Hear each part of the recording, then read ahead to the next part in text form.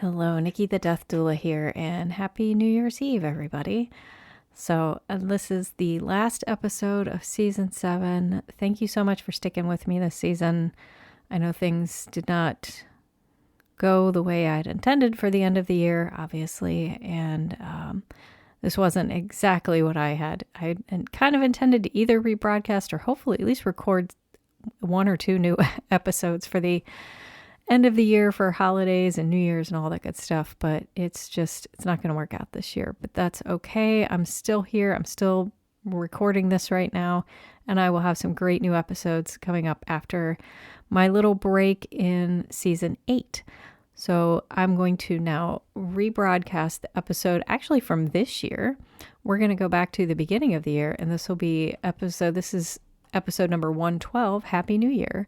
So when I released this, it was New Year's Day. It happened to work out that my first episode of season 4 was New Year's Day. So now my last episode of season 7 is New Year's Eve. So here's a little broadcast from the beginning of the year. And as always, if you'd like to support me or this show, you can do so by heading over to patreon.com/Nikki the Death Doula. And for as little as $1 a month, you can support me.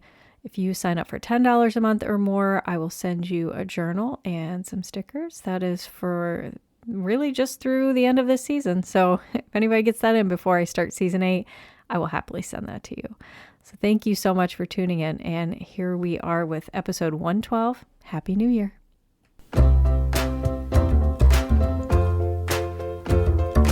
Hello, and welcome to Good Grief, the podcast dedicated to demystifying and destigmatizing grief with compassion and humor. I'm Nikki. I'm an end-of-life doula and a grief coach in Columbus, Ohio. And today is New Year's Day. Happy New Year's Day, everybody. Full disclosure, when I'm recording this, it's not. Obviously, I usually schedule these to drop at midnight. So I'm not up, at 10:55 the night before recording and editing a podcast episode. That's not how I go. Anyway, so Happy New Year's, everybody. Happy 2025. And I just kind of wanted to do happy season 4, where this is the first episode of season 4 for my podcast. Yeah. Happy season 4. Anyway, all right. So I wanted to take a moment today to just talk about New Year's resolutions, and all the good stuff therein that happens to come with New Year's Day. So first of all, I want to give everybody listening right now a permission slip. You can write this down if you want, or if you want me to send you an email with an actual certificate, I'll make one up for you. I don't care. But I'm giving you blanket permission right now to not dive into 2025 head first with all the ambitions of making your life amazing. You don't have to do that. You don't have to do a single resolution. In fact, I challenge you to tiptoe into 2025 gently. Why am I saying that? Well, it's not really a secret. I've never been a fan of New Year's resolutions because I feel like, first of all, putting off starting good habits or ending bad habits until the first of the year seems a little disingenuous. It's almost like, I'm gonna stop doing this thing or start doing this other thing, but I'll do it in January, especially when it's like May. The flip of a calendar doesn't have to be the catalyst to make something really great happen. When I have made decisions in my life that I want to start something new or different or change something about my life, I never say, well, I'm going to wait until the first of the year. Or even, I might say like, oh, I'll do XYZ starting on Monday, unless it's like Tuesday. Because then if you're putting it off, it's kind of a sign that maybe you're not ready for whatever it is. So I'm one of those, like, if you want to start a new great habit, start right now. So if you want to make positive changes in your life, I mean, don't get me wrong. New Year's is feels like a beautiful clean slate because you have so much possibility. It's like a blank notebook. Is there anything better than a blank notebook? Oh, all the possibilities that are in there, But if you want to make a positive change, make it at any time. But my other issue with New Year's resolutions is there's so much pressure on them. I am a self-proclaimed gym rat. I don't go to the gym anymore. I don't have a membership, but in years past, I've had gym memberships. I've gone to classes. I used to go to Zumba all the time, and I used to go to spin classes a lot. I love working out. Fitness is a huge part of my life. And I would every year stop going to the gym in January because the gyms were mobbed with people who decided this is the year I'm going to get fit. And then by the third week of January, gyms were all empty again. There's just so much pressure to make these huge sweeping changes all on January 1. And let's face it, on New Year's Day, we're all hungover and tired and full of food. So we're not doing much anyway, typically on New Year's Day.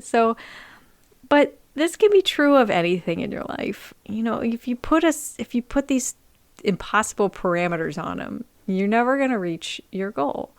But that's just me. So I give you permission. You don't have to make resolutions. I have some fantastic alternatives. If you'd like to hear them, I'm going to list them anyway. But one thing I like to encourage people to do is buy all new underwear or new socks. Is there anything in the world like new socks, guys? And maybe this sounds an old lady of me, but I'm telling you what, man, new socks or new underwear can really change your perspective on life. So when everything's on sale the week after Christmas, go out and buy all new underwear. Rip open that pack or, take the tags off those pretty panties day one. Start your new year with new underwear and new socks. Another one I love, and I might do this myself. Go out and buy brand new bath towels. And you know what? Again, take advantage of an end of the year sale or just splurge. Get the fluffiest, most expensive, soft, beautiful towels you can find, because that is something that touches your naked body almost every day. So there are some things it's okay to splurge on. I think if it's something you're utilizing every single day, my gosh, make it comfortable. So go get some new towels. Anyway, those are just some fun things I like to share with people as alternatives to New Year's resolutions. To bring things back to, the topic of my podcast, a new year, new start, and resolutions and all that stuff can be very, very different for people who are grieving, people who have suffered a loss in the last year.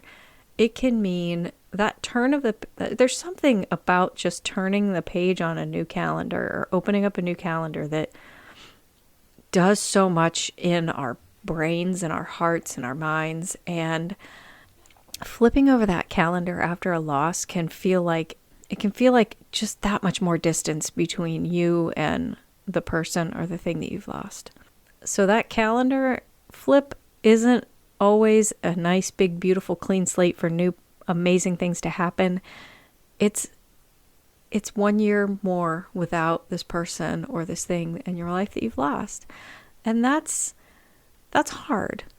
So again, if you are one of those people that you need to have a goal or you need to set something, but you're struggling this year, just make your resolution to do something once a week or once a month or something beautiful to honor that person that you've lost. Make that your New Year's resolution. I mean, I feel like it's something we could all do. Do something to honor somebody in your life you've lost this year. Or set a resolution for self-care, self-compassion. You know what? I've been struggling with this. I'm going to start going to therapy this year. Or I'm going to start, I don't know. I'm going to start getting massages. I'm going to start doing something to treat myself. So think of something you can do for some self-care. Make self-care your New Year's resolution. Putting all that aside, all the thing about resolutions and New Year, New You, any of that, let's set all that aside for a second. And let's talk about other things that we do this time of year. I know myself personally, I spend a lot of time at the end of the year kind of reflecting, and I think this is natural for a lot of people, on what all has happened that year. Because it's easy to have the things in your recent memory more than your long memory, right? Like I can think, oh man, all these cool things happened in the last 2 months of the year. But thinking all the way back to January, and this is where sometimes I pull out my journals and I'll read through a lot of what I've written over the year to kind of get a sense of where this year landed for me. Because almost every year, I feel like I get to the end of the year, I'm like, that year kind of sucked. And then I go back and reread my journals or, revisit what happened that year. I'm like, you know what? This year wasn't so bad. Or this year was actually pretty flippin' awesome, So I like to take some time to reflect on my year and see where I landed. How did I feel? What was great and what was not great? What can I change moving forward? So, and by taking some time to reflect on everything that's happened in the year, you might also see how much you've grown, especially when it comes to grief and loss. You might look back to the day the loss first occurred, if it was this past year, and think, wow, I remember that day and I was hurting so much worse than I am today. Or I've really grown as a person. Like there's a lot of beautiful thing that can be done looking back on what has happened, because that's how we learn and grow, is by looking at our past. So take some time, maybe reflect on what you've learned about yourself in this past year. What did 2024 teach you? The other big thing with January is it can be depressing because all the pretty holidays are done now. All the fun stuff is done. We all got to go back to work. Some of us may have taken several weeks off or a whole lot of time off during the end of the year. And now you got to go back to work. You got to get back to your normal life. And for some people, that's a blessing because maybe the holidays aren't so great. And for some people, maybe that's a real point of disappointment or heck, even grief. You're grieving that you spent an amazing month with your friends, family, did all these beautiful things, and now you kind of have to go back to normal things. That can be sad. So, like I said, I give you permission. You don't have to go storming into the new year with, guns blazing, thinking that you're going to change the world and everything. It's going to be amazing, because it might not be. I invite you to just take your time. Spend some time reflecting, like I said, on this past year. What have you learned? And what small improvements do you want to make in your life?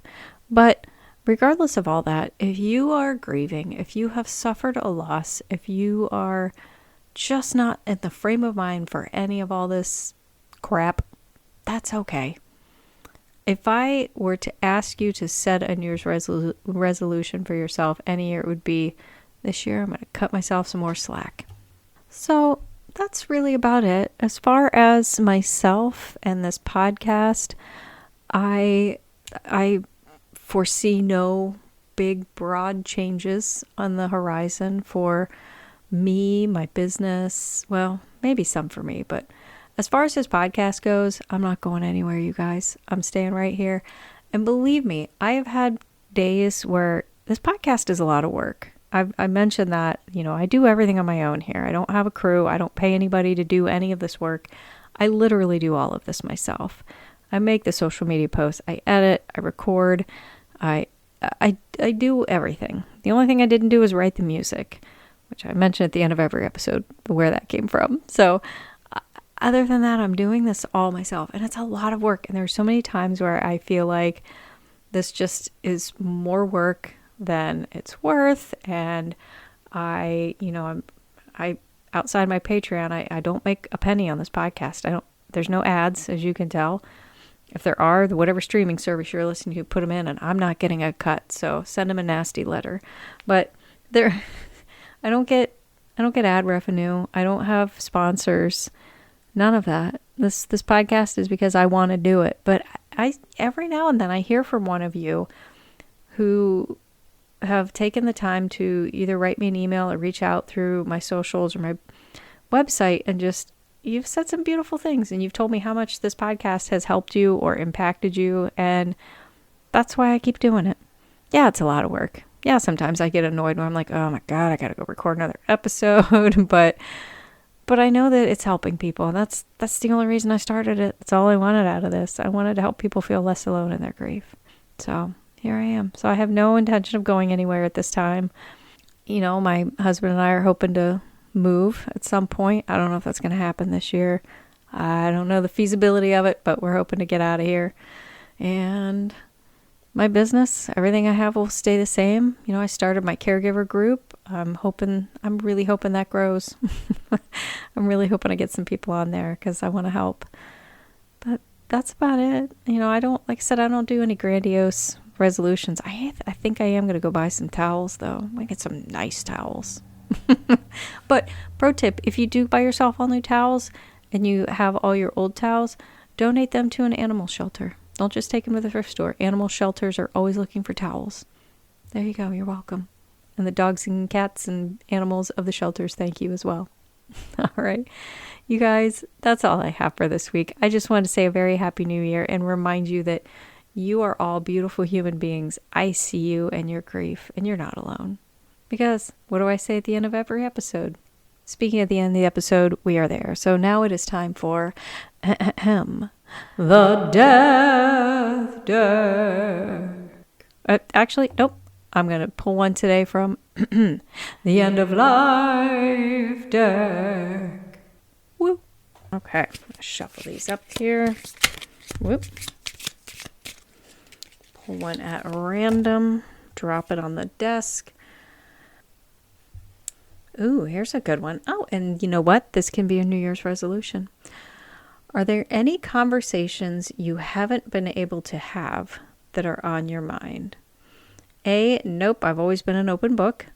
B, there might be one or two, but I'm not sure how to start them. Or C, yes, actually, can we have a talk? There you go. There's a New Year's resolution, and this is something I've mentioned. When I work with my clients, a lot of people have regrets or unfinished business, things they never did or said in their lives that they wanted to. And we're all going to have something probably at the end of our life that we're like, oh, I should have, or I should not have X, Y, Z. But I always encourage people because I know these, because I see this a lot. It's in the front of my mind. Have those conversations. Never shy away from telling that person you love them. Tell somebody how you feel about them, or do the thing. Just do the thing. Life is so short. So if there's that I think should be your New Year's resolution. Is there something you have been meaning to tell somebody and you just need to tell them? Tell them. I mean, unless it's just pointlessly hurting them, maybe don't. But if find a time to bury that hatchet. Reach out to that person you haven't spoken to because of some weird argument you had 1,000,000 years ago. Bury that hatchet and start over again. Life's too short, guys. All right, that's it. Thank you so much for tuning in. I hope you're having a super awesome New Year's Day. I hope your 2025 will be beautiful and all your dreams will come true. If nothing else, I just hope it's peaceful for you. Please take care of yourself. You can find me on the socials. You can tell me your answer to the Death Deck question. If you have topic ideas or if you'd like to be a guest on my show, you can reach out to me. I'm on Facebook, Instagram, and TikTok, all at Nikki the Death Doula. NikkiTheDeathDoula.com is my website. You can contact me there. I'd love to hear from you. But that's all. I hope you have an amazing week. And remember, as always, your grief is yours. Your feelings are valid. Grief doesn't always have to suck. Good Grief with Nikki the Death Doula is produced by Nikki Smith of Nikki the Death Doula LLC in Columbus, Ohio. Nikki the Death Doula LLC is for consulting, education, emotional support, and guidance, and is no way considered a funeral establishment or licensed mental health establishment. Scripts, editing, sound design, literally everything with this podcast is done solely by Nikki Smith of Nikki the Death Doula LLC, with the exception of the music. The music is Cheery Monday by Kevin MacLeod. Licensing information can be found at filmmusic.io.